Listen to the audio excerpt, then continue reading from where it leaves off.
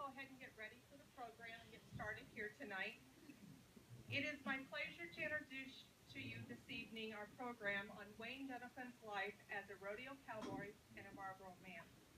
Presenting our program this evening is Charlie White, a longtime friend of Wayne's, who is here to share with us stories and some pictures about Wayne. Please help me welcome Charlie White.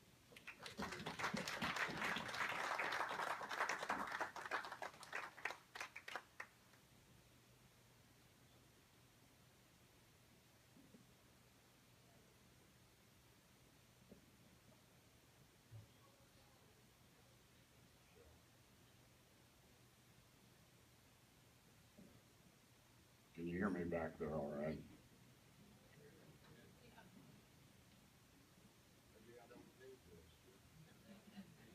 Okay. So I'm supposed to talk about his rodeo on the Marlboro, and that isn't what I'm going to talk about. I'm going to talk about Wayne. And I have this written, but I'll try not to just read it. And I'm going to talk pretty much in generalities more than in specifics. I'd heard of Wayne many years before I met him. I knew he was a saddle bronc rider. I knew he was from Westmoreland. I knew that he was not just a saddle bronc rider, but he was a world champion. I knew he was one of the best. I knew that he bulldogged steers, and also knew he was a Marlboro man. I knew he calf roped. I knew he tried barebacks. He also rode bulls, and that's just about all you can do. They won't let guys like Wayne get in a girl's barrel race. I really don't know exactly when or where I met Wayne, but my guess is it was probably at a nut fry out at our house, and I think Dr. Blackwood probably invited him out there, and that would have been in the late 60s. You know the story about him coming to Wamego with his saddle, $7 in his pants, and he told me that he had a little old sack that had another shirt or another pair of pants or something in it. There was some, but that's the extent of it. He crawled on a cattle truck and got here. And I think that was from Ray, Colorado, but it was out in that area someplace. He did days work just for different people. It might have been milking cows, it might have been loading hay. I know with Mr. Snap up here, he loaded some hay in a boxcar with Bernard Wells, an old buddy of mine from down at Manhattan. He broke horses, whatever it was to make a buck and get along. Then rodeo bug. He had rodeoed before, rode rough stock. So then he started in getting after it in a pretty big style. And if you can imagine the money that's paid now for those events, or the winner of those events, compared to what it was back then, you know, you might win a few $100, and a big payoff might be $1,000 or $2,000.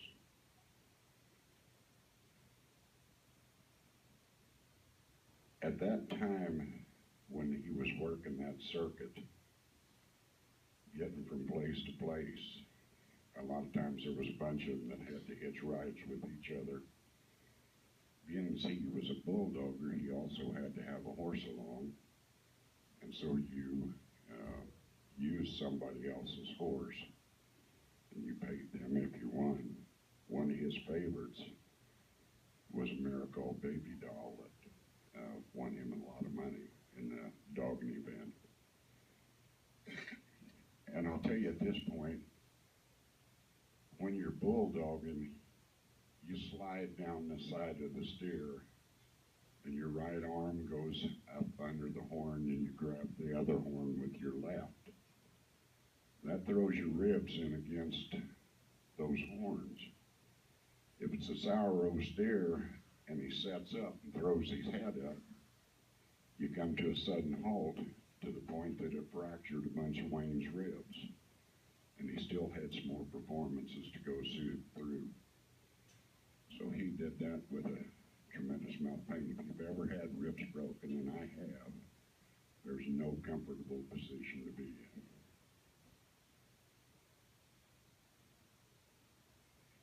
Wayne rodeoed in Madison Square Gardens in New York, and he won the World Champion Saddle Bronc title. It was while he was there in New York that he was noticed by an advertising firm, and he did some modeling for Lee Jean Company. And probably not this time, he met a very attractive Broadway actress. They were married a short time, but the lights weren't bright enough in Westmoreland, and she went back to New York. As he traveled around, some by plane, he met another attractive lady. She was an airline stewardess, and she was from Minnesota. Kansas looked a little bit better in December than probably Minnesota did. So Lori and Wayne set up shop out here west of town.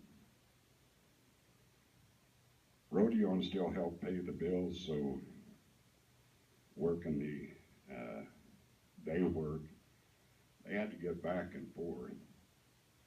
And Lori became very important. Wayne told me on that. They'd do chores and then hustle off to maybe it was Kansas City, maybe it was Phillipsburg, or wherever it might be. Do that rodeo and then have to drive back home because they had chores to do the next morning. And then it was all over again.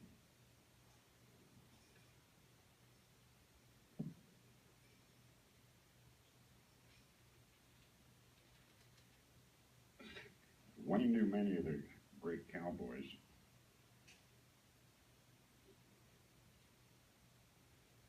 But he rodeoed when the money was not much, a few hundred, or I mentioned that. He went to the national finals. We went down, Wayne and Lori and another group of us went to the national finals in Oklahoma City. And Wayne was introducing us all the time to some of his old friends that were down there that were really some of the great cowboys. And you could tell that he was very highly respected in that business. Well, Larry introduced us to Clem McSpadden, who ended up announcing our rodeos at Manhattan. And Clem was a senator and I think ran for governor of Oklahoma, but he didn't make the governor, but it used to be very important when he came up here because he wanted to come up and have a steak with Wayne. He rodeoed with the McIntyre brothers. Now that probably doesn't mean much to you until you say Reba, and then probably it does. And he bounced her on his knee when she was just a little girl. As I was told, Marlboro was running some Western commercials, and they were doing them pretty wrong. They had spurs on upside down. They had people that really didn't know how to set a saddle. And the ads weren't looking very good. And so they were thinking about quitting the ads, but somebody got a hold of them and said, why don't you just do it right? So they hired an advertising firm. And they went to Cheyenne. And this is, I remember Wayne telling me about it. They were a bunch of the guys out around the chutes before the rodeo. And this advertising fella showed up and said that he was looking for somebody to do the Marlboro commercials. And so they started convincing back and forth, and somebody suggested to Wayne, since you've done all this highfalutin modeling before, well, you'd ought to be the guy that could do it. Well, after enough of the talk, why, Wayne and I believe his brother Skeet did go, and the rest of the story is all the commercials that Wayne did there.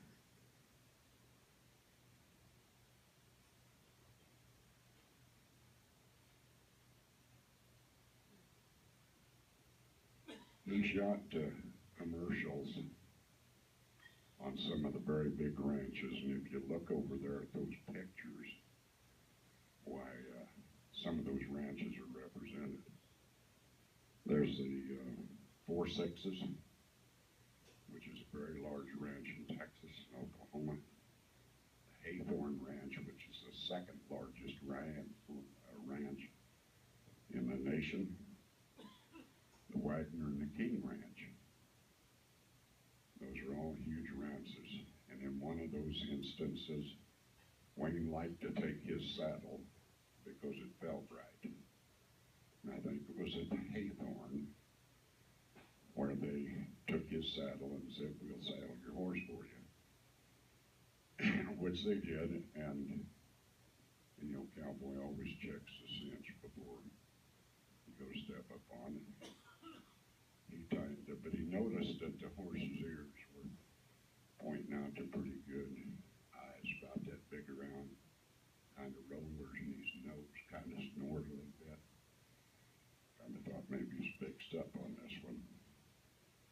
So he untied the reins and just got after the front end of that horse and ran him backward for about 50 yards. That's not a normal gait for a horse. At the end of that 50 yards, the old horse was thinking, "Mike, what happened to me?" Stepped up on him and rode him back up, and he said, "Guys, we going to move cattle today or not?"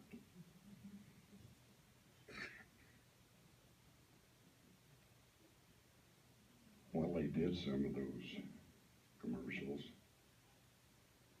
In one of those, they had a stallion that they were trying to rope or sword or some kind of a deal.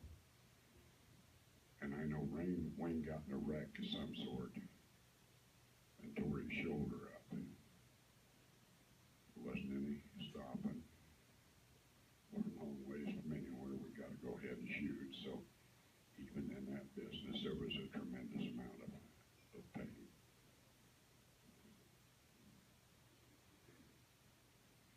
Wayne was a director of the Kaw Valley Rodeo. I selected that first group of directors for the Kaw Valley Rodeo, and he said, "I'll be a director as long as you do it right," and it's PRCA. So that's what it was. It's PRCA. Schoolboy Row is the horse that's in that statue over there.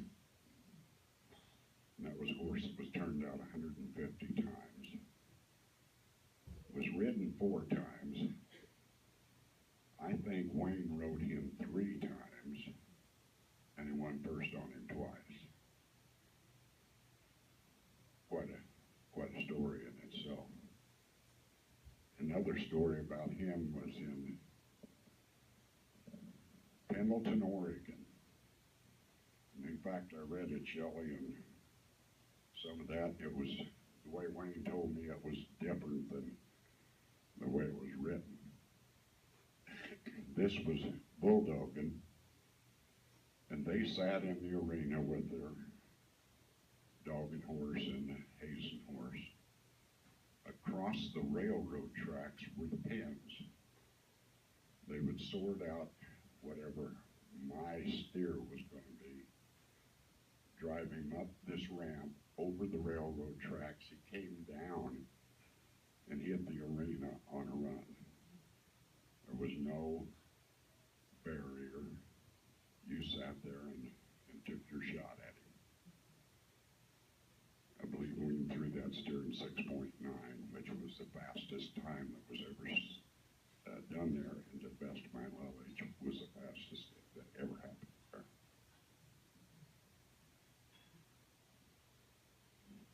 Wayne told me I needed to play golf. I said, why in the world would I want to do that? Why screw up a walk by chasing a ball? Well, he said, it's a lot of fun. You really need to do that. So at the ripe old age of 41, I started playing golf. Now, Wayne's about 20 years older than I am, or 22. So I had a little advantage on him. A group of 5 of us, and there's a picture of the 5 of us around here someplace, that started playing golf. We had an attorney, guy that owned the sand company, bulk fuel deliverer, Wayne and myself. You had to play every Wednesday. If you weren't there at the time you were supposed to be, you were charged a round of drinks. We played a game called Snake, which was the last person to have 3 putted a green, and that would cost a round of drinks. We always had a wager. The wager might, when everything cleared and all the dust settled, might cost you $2, because we played big money, you know. But a round of drinks cost you 15. One year on Wayne's birthday, we were playing, and we had this round every time we went past the clubhouse. So 4 holes, 5 holes, and then start over again. Unfortunately, he got the first one. Unfortunately, he got the second one, and the third one, and the fourth one, to the tune of about $60-some. We said, whoa, your birthday and you're doing all that for us. So we stopped after that to where you could only have 2 rounds. And now, none of the rest of them are still playing but me. We've reduced it down to 1 round.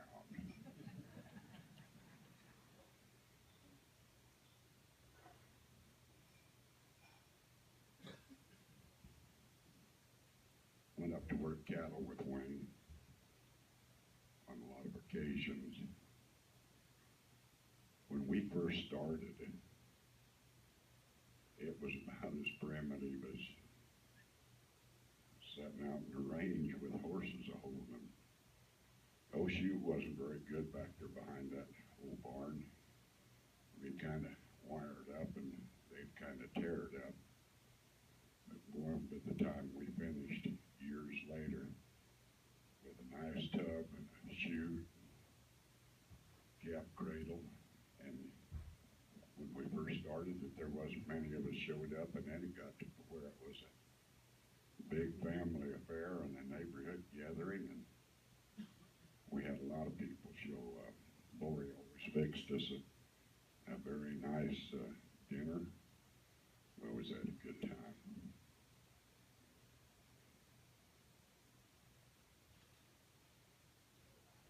Wayne was Grand Marshal for our parade down in Wamego. This was not the kind of thing that Wayne liked to do. He didn't want to be the spotlight. But we asked him if he would, and he did, and did a great job for us, but he was very humble. In the middle of Wayne and Lori's house was a snooker table. Learned a lot of lessons on that snooker table. He had the opportunity to practice a little bit more than I did, but I don't know, Doug, if you ever got to where you could beat him or not, but you know, that's a youth thing. But we had a lot of fun shooting pool. Wayne also liked to hunt, and he had a dog named Sport, nice big German short hair. We bought a pup out of Sport. So Wayne arranged for us to go quail hunting. So I loaded up and came up with him, and we went on up pretty close to Frankfurt. And we were hunting through, and Sport got to where the quail weren't as many as should have been, and the rabbits were more plentiful. So Sport decided to chase rabbits. I had an electric collar on my dog. He knew better than to chase a rabbit. Wayne said, I sure wished I could stop him with that. I said, Wayne, I can stop him with that. And I will. But you got to tell me that we're still going to be friends when we're done. I said, I want him to stop. So I took my collar off my dog, put it on his. We started hunting on down. Pretty soon old Sport saw a rabbit again. Jumped, took after him, and I hollered no and hit the button. Old Sport came up about that high in the air, and I buzzed him again, and back he came. I said, Wayne, I think it'll work. We went on a ways farther. Sport moved on out, started hunting again, another rabbit started. He started again, I hollered no. I hit him again with the electric shot. Back he came. We walked quite a little ways, and Wayne said, Charlie, I think you ruined my dog. I said, no, Wayne, I didn't ruin your dog. He's gonna be all right. My dog kept hunting around, and pretty soon old Sport went back out, started running. Here comes another rabbit. I hollered no, and old Sport just never went on. It was good enough. I said, Wayne, we fixed your dog. Now, Lori got an electric collar, but you know how sweet Lori is. She got a goody dog button on hers so she could tell him goody dog. Yeah, I think that's positive reinforcement.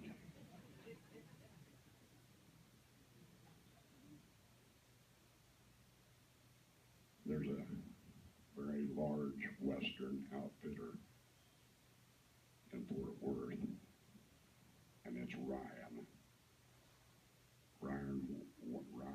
Western Wear. They sell saddles, all kinds of things. They called Wayne to see if they could use a picture of him in his Marlboro coat. He said, yeah, but my size is a 44 long or whatever it was, and they sent it to him. Wayne was a visionary. He put together a ranch that any cowman would die for. Cool season grass, warm season grass, and running water with plenty of trees for windbreaks and shade, where you could almost drive cattle to all the pastures. He had the same visions at the golf course. He tried shots that Arnold Palmer would have never considered.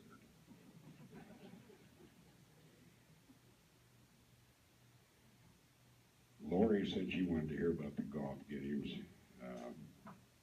When you consider everything, and we did in good weather for 15 years on Wednesdays, it'd take a long time.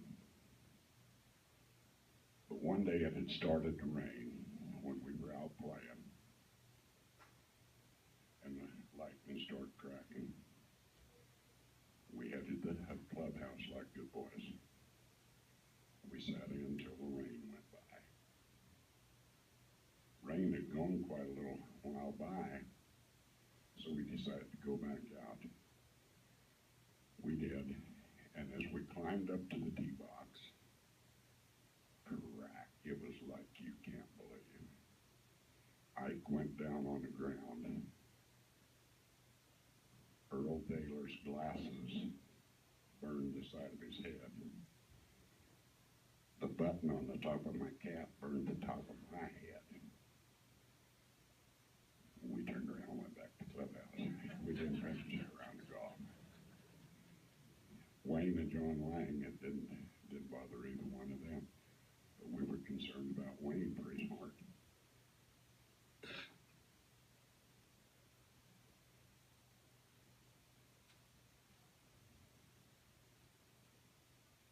Another time we were teeing off. It was a normal situation for us to barter a good bit and jab each other. We never complimented each other on good shots. We reminded you how bad your shots were. Because remember, we had 10 or 20 cents resting on that deal. So we'd all teed off. We went to hit our second shots. We started hunting all over. We couldn't find Wayne's ball. After we thought about it for a little bit, went through the tee-off procedure. He had never teed off.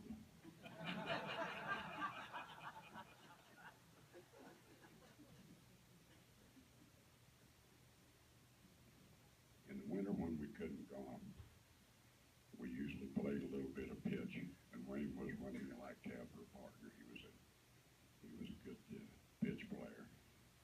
We had a lot of fun.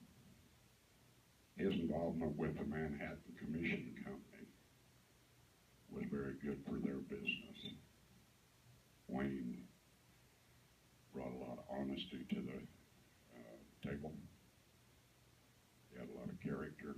He was well known. And he had a good eye for livestock. He enjoyed his family, his friends, a glass of scotch, a rare steak, a good hunting dog, a good horse, and a rain in July and August, and a good golf game. He was a very, very dear friend of mine. And Lori, you wanted 5 minutes.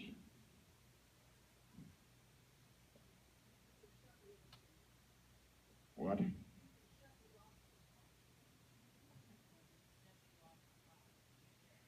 If any of you had any questions while she's coming up, I'd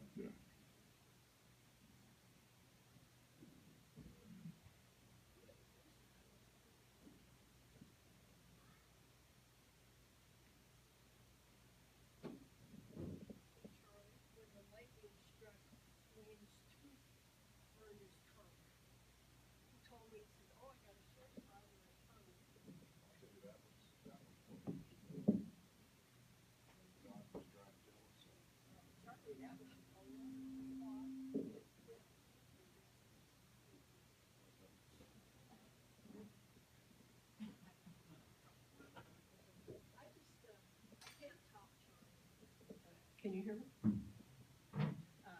Charlie just does a wonderful job bringing back so many great memories. And he was such a good friend. All the years they helped us work our cattle. I don't think we could have done it without all these people. While Doug was growing up, and he had to take it over. But we got up to 40 people out there sometimes. Most of them came to eat. But Charlie came to work. And his boys helped us a lot. And Sherilyn rode a horse, boy. His daughter, Sherilyn, I think Wayne might have been, she might have had a crush on Wayne. Yeah, and because you lost your book, Kansas People in Fire, the one that I brought tonight, I'd like to present to you following this. And Wayne did autograph it on the page. So you take it home with you. I brought some ads too. This was called The Invitation. And advertising business, you know, it's big stuff. Back when this went out, a full page ad was, I think, $85,000. Now it might be, I don't know, thousands and thousands. But this was in Look or Life magazine. The reason they call this the invitation, single invitation, they didn't have to put the words "Come to Marlboro Country" on it. He had to pick the package in his hand.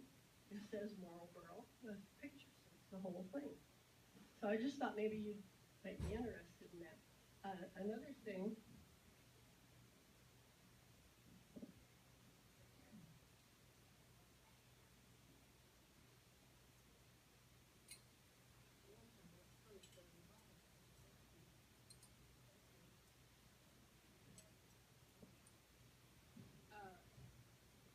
Charlie bought one of the statues. 15 of them were made.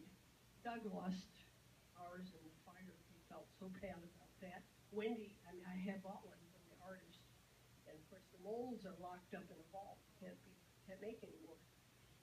But Wayne was so proud of his Patty Ryan spurs. This was my surprise. I think he used them on that horse. And bronc riders, you think those guys have big sharp spurs and they're real cruel. Actually, they filed all the points off. And these are well worn. He tied them. I left him like he had them. Looks like an old shoelace. Wayne didn't, he wasn't real fancy. He just whatever worked out. And so anyway, he said, Patty, okay, I have a little article. Patty Ryan was a very famous cowboy, very, very famous.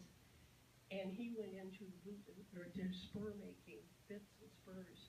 And so Wayne told me, he says, whatever you do, save the Patty Ryan spurs. They're probably worth a lot guess. Then I brought his ranch spurs, and you'll notice little bitty rowels. He wasn't cruel with his horses. They just had to touch them, and they knew what to do. And then, of course, you know, when you go in a parade, you had to have a little silver, and I had to polish it. I took the horse sweat off of it just for you folks. And the rowels are bigger, not like Mexican rowels, but the horse knew what to do. So anyway, I just thought, since many of you will never wear spurs, and since many of you never should, because you can get in trouble on a horse if you don't know what you're doing, I just thought you'd be a little wiser about spurs tonight.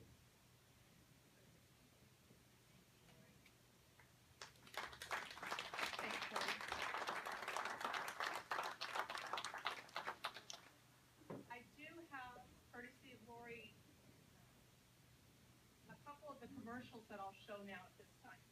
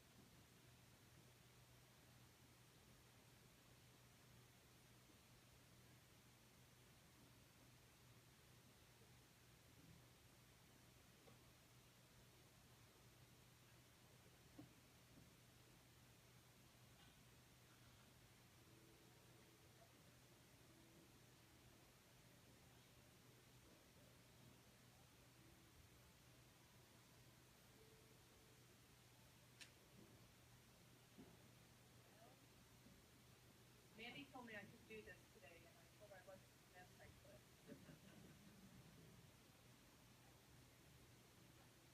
Thanks, Meredith. Yeah.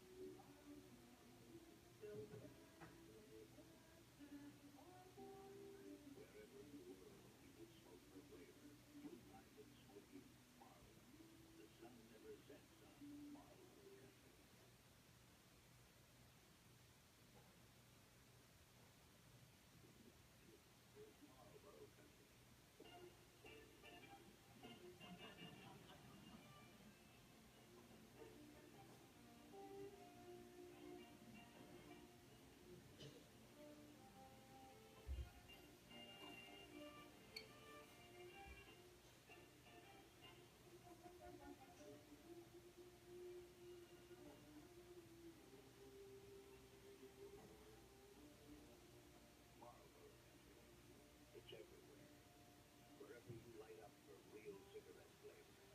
That's Marlboro. You get a lot to like with a Marlboro. Filter, flavor, pack the box. Come to where the flavor is. Come to Marlboro.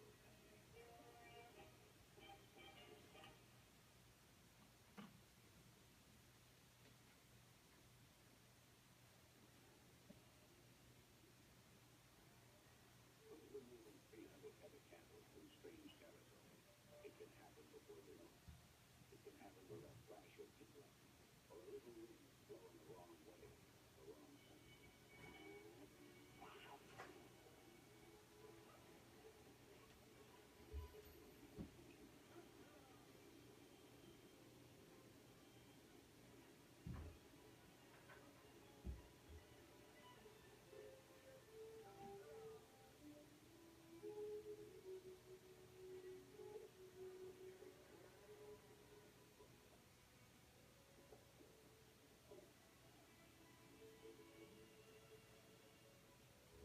Come to where the flavor is.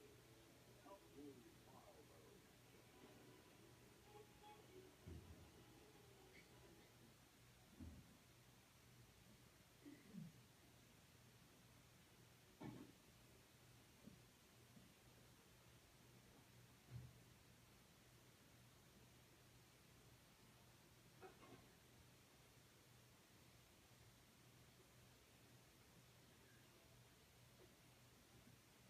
Thanks, Kyle.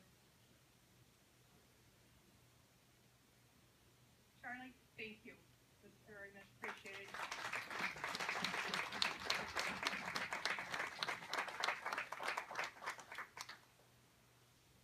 That's our program for this evening. We're going to have a short business meeting, so if our guests would like to, you're more than welcome to go at this